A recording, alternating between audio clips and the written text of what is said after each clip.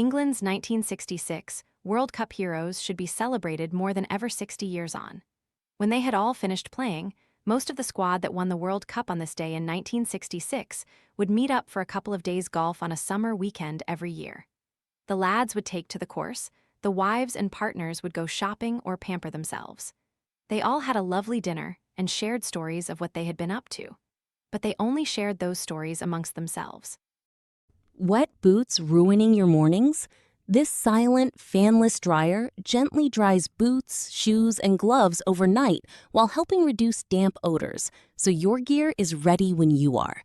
Want to get the best verified deal and see full details? Visit grabdeal.us/4 right now. Those get-togethers were always kept away from the public glare. True, it was an age before mobile phones and social media, but they could have staged some photographs or offered to do some publicity to get a free holiday or some preferential treatment.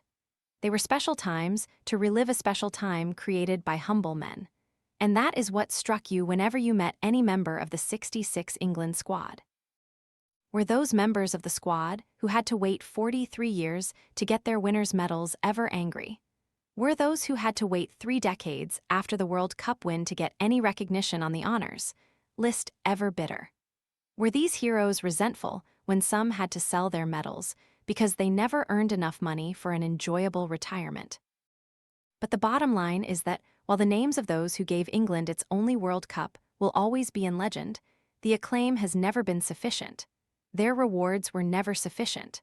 Sir Alf Ramsey was paid an annual salary of £4,500 by the Football Association.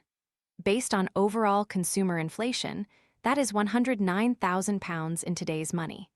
That is pretty much what the Football Association pay Thomas Tuchel a week. Obviously, comparisons must be made within the context of the huge influx of money into the game over so many years. Captain Bobby Moore, hat-trick scorer Sir Geoff Hurst, and their teammates received a winning bonus of around £1,000 before tax. Gianni Infantino is currently trying to sell off the World Cup for $10 billion. The finances of the 1966 tournament and the 2026 tournament were, quite literally, worlds apart. Football's finances are unrecognizable from what they were 6 decades ago. It is why Moore was on £100 a week at West Ham. It is why so many of that wonderful squad of players had to pursue other careers after they finished playing. I grew up watching Roger Hunt's lorries heading out on jobs. Hunt was an all-time Liverpool great and a haulage contractor. In terms of material reward, there is no comparison between then and now. But the game was the same, probably with a bit less cheating. And while it is easy to look back and believe there was a bit more class in the game, have a look back at the celebrations at Wembley on July 30, 1966. But that was an era when sportsmen and women were not deified for singular achievements. They were not even deified for stellar careers. The heroes of '66 were quite happy with that.